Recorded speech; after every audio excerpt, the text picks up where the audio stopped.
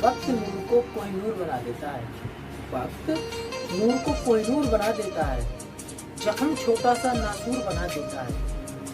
वक्त नूर को कोहिनूर बना देता है, जख्म छोटा सा नासूर बना देता है। वरना कौन चाहता है हम मुश्किलों से गुजरे, वरना कौन चाहता है हम मुश्किलों से गुजरे।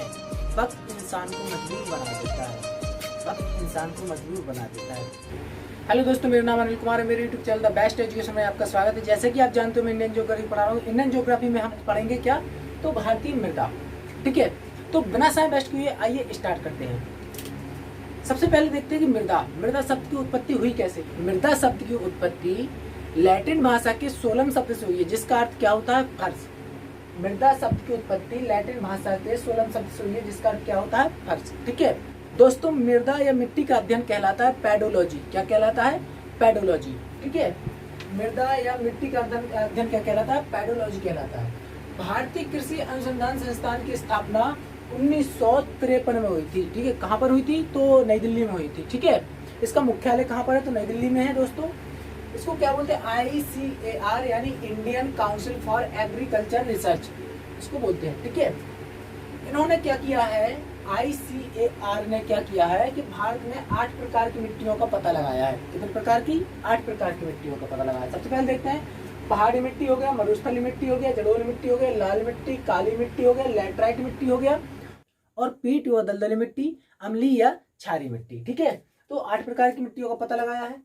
भारत के सबसे अधिक क्षेत्रफल में पाई जाने वाली मिट्टियां, तो देखते हैं, जलोढ़ मिट्टी भारत के 43% भाग पर पाई जाती है लगभग। लाल मिट्टी आपके भारत के 18% भाग पर पाई जाती है, और काली मिट्टी भारत के 15% क्षेत्रफल पर भाग पर पाई जाती है, और लैटराइट मिट्टी 3.7% भाग पर पाई जाती है। ठीक है, इसके बाद देखते हैं, भारत की सभी मिट्टियों में 3 प्रकार के तत्वों की कमी है। कौन कौन से, तो ह्यूमस हो गया आपका, और नाइट्रोजन हो गया आपका, और पोटेशियम हो गया।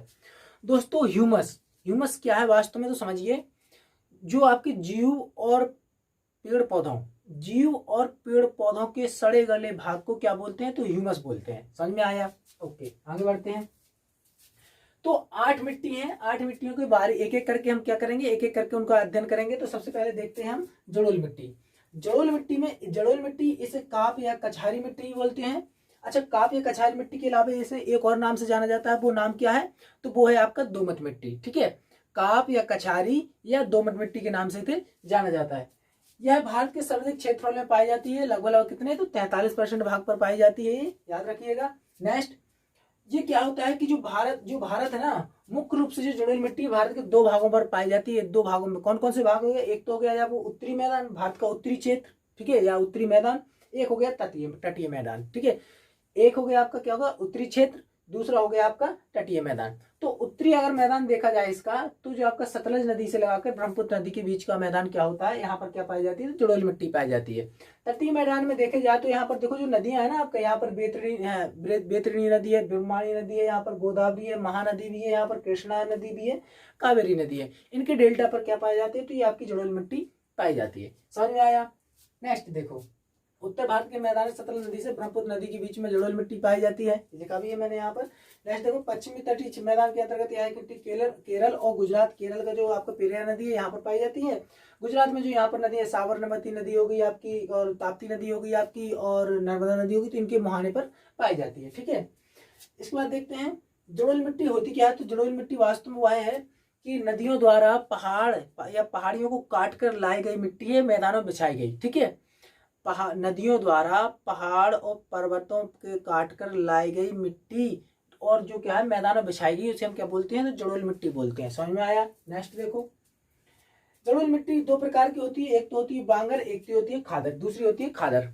तो बांगर मिट्टी क्या होती है, नई होती है। ठीक है, ये हर साल नई होती रहती है, और खादर मिट्टी होती है, पुरानी मिट्टी होती है। इसलिए जो आपकी खादर मिट्टी है वो अधिक उपजाऊ होती है, और बांगर मिट्टी क्या है कि अधिक कम उपजाऊ होती है। ठीक है, यहाँ पर आप देख भी सकते हो, मैंने यहाँ पर चित्र भी बनाया है। देखो, जो आपका खादर है वो नदियों के पास होता है, जब नदियों में बाढ़ आती है तो ये क्या होता है, हर साल नई हो जाती है।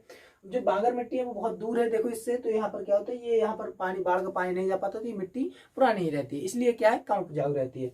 नेक्स्ट देखते हैं, यहाँ पर लिखा भी है मैंने, नदी के आसपास की जलोढ़ मिट्टी को खादर कहते हैं। ठीक है, खादर मिट्टी अधिक उपजाऊ होती है। नदी के दूर पुरानी जड़ोल मिट्टी को बांगर कहते हैं।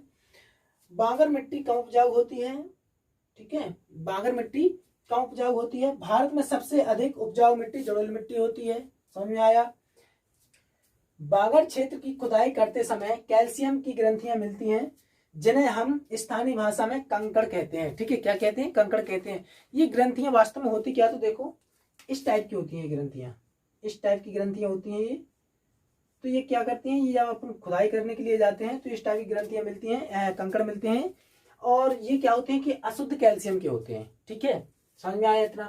नेक्स्ट देखो, जड़ोल मिट्टी में चूना पोटेशियम की मात्रा अधिक पाई जाती है। ठीक है, क्या होता है जड़ोल मिट्टी में क्या पाया जाता है, चूना पोटेशियम की मात्रा अधिक पाई जाती है। नेक्स्ट देखो, जड़ोल मिट्टी की जल धारण करने की क्षमता सबसे कम होती है। ठीक है, जड़ोल मिट्टी की जल धारण करने की क्षमता सबसे कम होती है। इसका मतलब होता है जैसे खेत है, कोई खेत में अपन ने सिंचाई की हमने, जो अब गर्मियों का सीजन चल रहा है ना अभी यहाँ पर, तो क्या होता है कि सिंचाई करके हम घर पर नहीं आ पाते हो, वो क्या होता है पानी सूख जाता है। तो इसमें क्या होता है कि जो पानी धारण करने की क्षमता इसमें नहीं होती है। ठीक है, दूसरा समझो, जड़ोल मिट्टी को दोमट मिट्टी भी कह देते हैं, मैंने तुम्हें पहले बताया था।